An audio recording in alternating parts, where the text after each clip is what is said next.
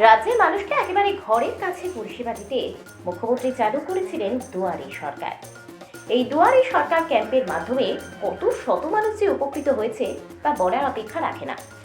সরকারি আধিকারিকরা চলে আসেন নির্দিষ্ট একটি সরকারি ক্যাম্পে। সেখানে বিধবা ভাতা থেকে শুরু করে লক্ষ্মীর ভাণ্ডার, সামাজিক ভাতা থেকে শুরু করে কন্যাশ্রী, সমস্ত সুযোগ সুবিধা একই ছাদের তলায় দেওয়া হয় সাধারণ মানুষকে। নতুন বছর পড়ে গিয়েছে। জানুয়ারির শেষ সপ্তাহ এবং ফেব্রুয়ারির প্রথম সপ্তাহ জুড়ে এবার চলবে দুয়ারে সরকার ক্যাম্প। মুখ্যমন্ত্রী নিজেই বেশ কিছু নির্দেশ দিন ধার্য করে দিয়েছেন। গঙ্গাসাগর মেলা 14 থেকে 16 জানুয়ারি, নেতাজি সুভাষচন্দ্র বসুর জন্মদিন 23 জানুয়ারি এবং 26 জানুয়ারি সাধারণতন্ত্র দিবস। জানুয়ারির প্রথম দিকের দিনগুলি ক্যাম্পের সময়সূচির বাইরে রাখা হয়েছে।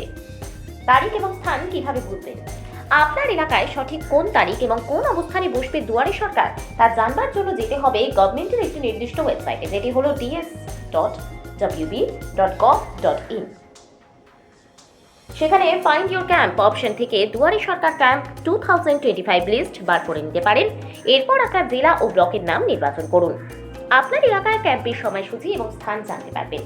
দুয়ারে সরকার ক্যাম্পে অংশগ্রহণ করে আপনি পেতে পারবেন বিশেষ কিছু পরিষেবা। সেগুলি হলো খাদ্যসাথী, স্বাস্থ্যসাথী, জাতিগত শংসাপত্র, কন্যাশ্রী, রূপশ্রী, শিক্ষাশ্রী, লক্ষ্মীর ভাণ্ডার, বাংলার বাড়ি, মালবিক, কৃষক বন্ধু, জয় জোহার, তপশিলি বন্ধু, এছাড়া আরও বিভিন্ন প্রকল্পের সুবিধা পাবেন।